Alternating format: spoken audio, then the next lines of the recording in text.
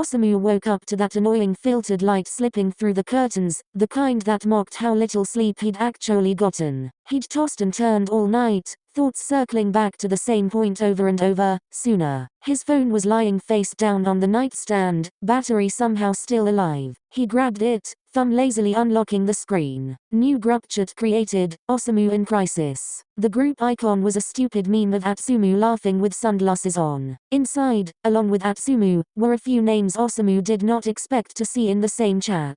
Akashi, Osamu had no clue why he'd be there. Sugawara, his username alone made him suspicious. Oikawa, of course Tsumu would bring Kava to this. Tendao, Osamu didn't even know that him and Tsumu were friends. And Kyoruru, Osamu wasn't sure if that was comforting or threatening. And before he could even process, the notifications started flooding in. Samu, meet your official intervention squad flexed bicep. Sparkles. Ooh, intervention? Someone's in trouble. Do we know what we're intervening for? Doesn't matter. In for the drama. Yeah, I'm in too. I feel like I know what is going on. A lot of sparkles. Osamu dropped the phone onto the bed and rubbed his face, groaning like a man ready to commit a crime. He wanted to kill Atsumu. He really did. But there was this tiny flicker of relief at not carrying this thing alone. Still, replying meant admitting. Admitting meant opening up. And opening up. Why am I here again? BC avoiding talking about it and my brother so I get to force you yellow heart. We're here for emotional support, Osamu. I also have snacks. Osamu groaned, flopping back onto the bed. So it's a crush situation, yeah. Oh I knew it. Samu's got someone stuck in his head. Let's not pressure high. Who is it? You'll chill, let me do the talking. Samu, remember what I said last night? This crew is gonna help you sort it out. This will only make it worse. That's probably true, but we'll have fun doing it. Osamu dropped the phone on his chest, staring at the ceiling again. His chest felt tight, like if he opened his mouth too much, everything about Suna would come spilling out. The only thing stopping him, he knew once they had a name, there'd be no going back.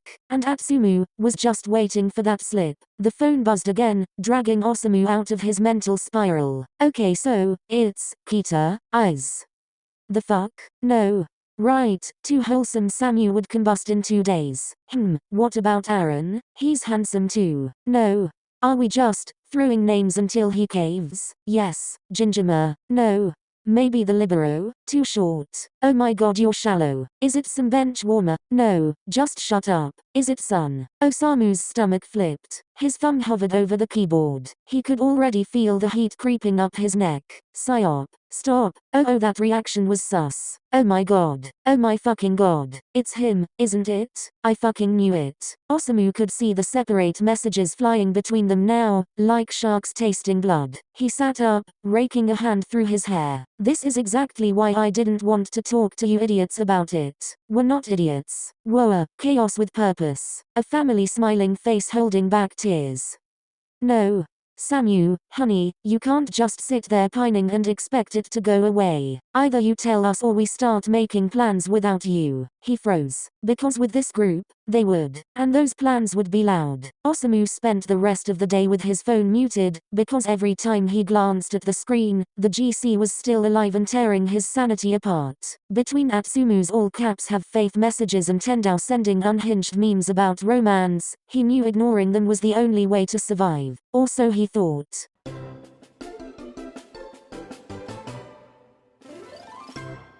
Osamu shoved his phone into his pocket and tried to pretend his chest wasn't buzzing in that stupid, restless way. Atsumu was still brushing his teeth when Osamu came downstairs, humming something off-key and annoying, like he hadn't just been on the receiving end of the same late-night chaos in the chat.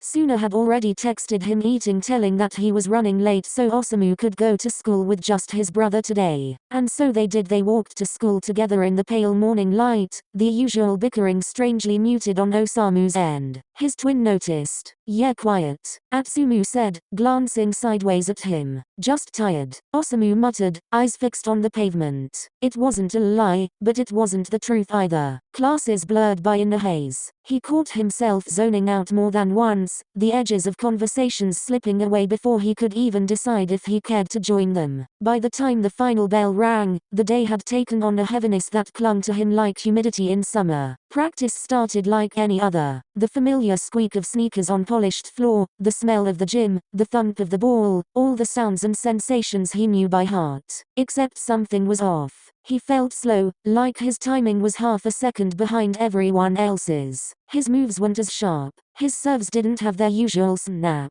And worst of all, Suna was there. Not that Suna was doing anything different. He was just existing in that casual, infuriating way he always did, leaning against the wall during breaks, hair falling into his eyes, tossing lazy comments to whoever was nearby. But for Osamu, every glance felt heavier. Every time Suna's voice cut through the noise, it seemed to find him first. It was exhausting. By the end of drills, Osamu was running on irritation and confusion alone. And the worst part was, Suna didn't do anything to help, or at least, that's what Osamu wanted to believe. Deep down, he was terrified he was just seeing signs that weren't actually there. As they were leaving practice, Atsumu swung his bag over his shoulder and tossed a look at his twin. Oh, Samu. I'm going to Toru's house. Yeah, coming with me? The hell I am. It wasn't a question in telling you yeah, coming with me. Sure, he didn't have the energy to argue. Not today. Full stop. By the time they reached Toru's place, the warm light spilling from the windows and the faint hum of music made it obvious the others were already there. Sure enough, when Atsumu shoved the door open without knocking, the living room was full. Everyone from the group chat had shown up.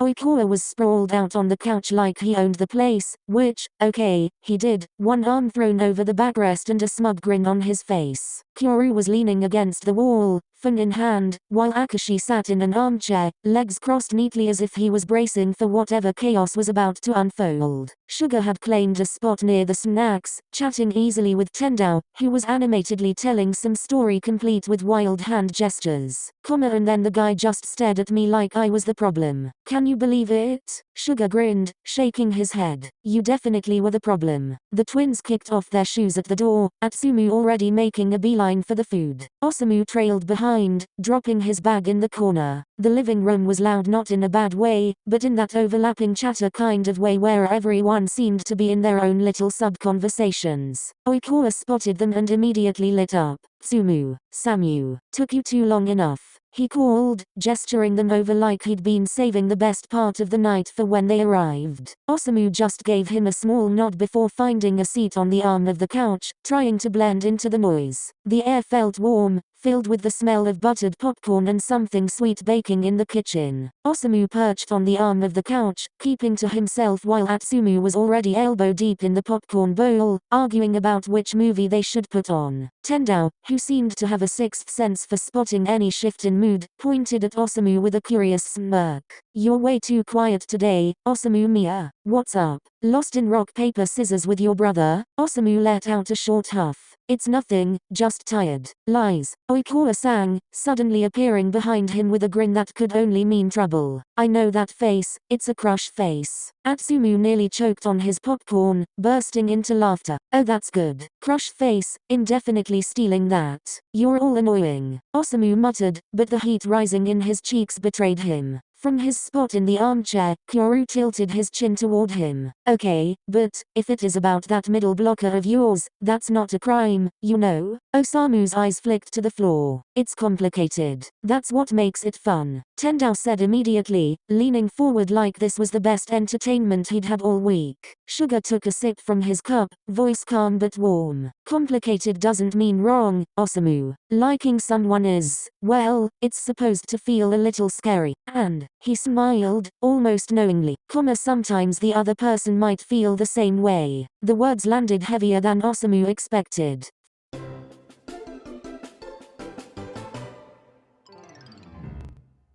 For a second, he doesn't even know where to look. Suga's calm expression feels almost too kind, like he's seen this all before and knows exactly how it'll play out. Tendao leans forward, elbows on his knees, grinning like he's about to stir trouble. So, are we finally talking about your little crush? Took you long enough. It's not. Osamu starts, but stops halfway. There was no point in lying, they've already caught on. Fine, yeah, I like him, so what? Kyoru smirks. So what? So what is that you've been walking around like a lovesick puppy for weeks and pretending that you're fine? He tilts his head, eyes sharp but teasing. Liking someone isn't a crime, Samu. The real crime is doing nothing about it. Complicated, Osamu mutters. Complicated is just code for I'm scared. Tendao says, sing song. And you should be. That's what makes it fun. That's not fun though. Sugar, still leaning back with that small knowing smile, adds, complicated doesn't mean wrong. Liking someone can be scary, but you don't know if he feels the same unless you give him the chance. Oikawa suddenly lets out a dramatic groan from where he's sprawled on the couch. God, you sound exactly like Maki when he tries to get me to confess to Iwa-chan. Everyone turns. Wait, you like Iwaizumi? Kyoru snorts. Wow, you really are slow. Oikawa flicks his hair like it's obvious. Of course I do. And do you think I've said anything? No, because it's complicated. He throws Osamu a pointed look.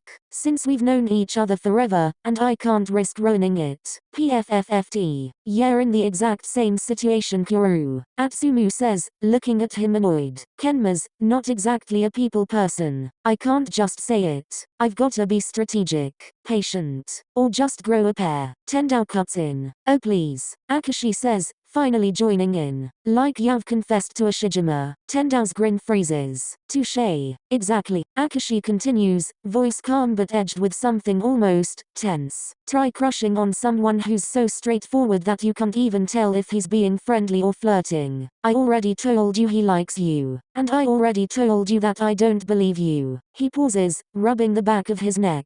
Bakuto's energy is overwhelming. Timing matters. And me? Sugar shrugs. I guess I'm the only one who got lucky. Daichi and I just happened. But it wasn't instant. I waited years before either of us said anything. I just got the courage when he said no to Michimiya when she asked him out. There's a beat of silence where Osamu takes in the fact that every single one of them is in some kind of emotional purgatory except Sugar. Kyoru leans forward, grin returning. So here's the thing, Samu, you're not alone. We're all in the same mess. Which means, maybe we fix it together. Fix it? Osamu raises one eyebrow. Tendao's eyes glint. Yeah, one big night. Everyone in the same place, no excuses, no running away. Oikawa smirks a party. Akashi hums thoughtfully. Could work. Sugar just smiles like he's already picturing it. If we plan it right, it'll give everyone the push they need. Kyoru's grin widens, almost predatory. And for you, Samu, maybe that push is exactly what you need to finally get that boy's attention. Osamu feels his stomach twist, heat creeping up his neck. A party? That's a lot. That's the point. Big crowd, music, drinks, everyone's guard drops. Perfect for accidental alone time. Sounds like a setup. It is a setup. Oikawa says, like it's the most obvious thing in the world. We're setting you up for success. You're welcome. Osamu frowns. Sounds like the kind of vague bullshit that gets people embarrassed in public. Akashi tilts his head at him. What's the worst that could happen? Public humiliation? Permanent emotional scarring? Tendao claps his hands once. Drama. We love it. Sugar chuckles. You're overthinking it, Samu. The more you stress, the harder it gets. Half the time, the best moments happen when you're not planning them. That's rich coming from you. Didn't you literally orchestrate Daichi's birthday party just to confess? Sugar doesn't even blink. And it worked. Oikawa points at him like he's made some grand revelation. See, that's what we need. Calculated chaos. That sounds worse. It's helpful pressure. You'll thank us later. Or he'll curse us forever. Either way, entertainment for us. From the armchair in the corner, Atsumu, who's been quiet until now, snorts. Please, you're all acting like you're matchmaking experts when none of you can even land your own crush. That makes everyone look at him. Kyoru raises an eyebrow. Oh, and you're any better? Atsumu grins, cocky as ever. Course not.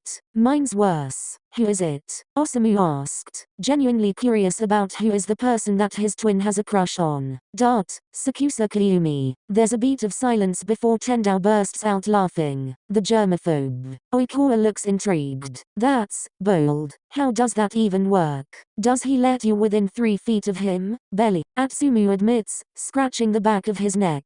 I'm lucky if I get a fist bump. But he's different. Worth the patience. Akashi tilts his head. You realize getting him to a party is going to be nearly impossible, right? Atsumu pauses. I'll figure it out. Tendao grins like he's smelling blood in the water. Translation, he's got no plan. Shut your trap. Atsumu shoots back, though his grin doesn't fade. Suga's gaze sweeps over the room. So it's settled, we've all got someone we can't stop thinking about.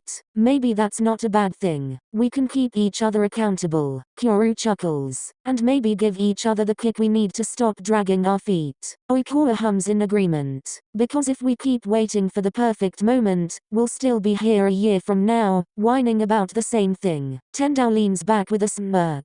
And trust me, I can only listen to you all mope for so long before I start staging fake emergencies just to spice things up. Akashi gives him a flat look. You'd actually do that? Obviously, Tendao says, grinning wider. Suga shakes his head, amused. Or we could do something a little less chaotic. Give ourselves a deadline. Something to work toward. Kyoru's smirk sharpens. Deadlines make people desperate. Desperate people take risks. Osamu shifts uncomfortably, feeling the attention drift back toward him like a slow-moving spotlight. Atsumu grins, tapping his phone against his knee. Guess we just gotta figure out what that deadline's gonna be. And for the first time all night, there's a spark in the air, something restless, like the beginning of trouble. To be continued.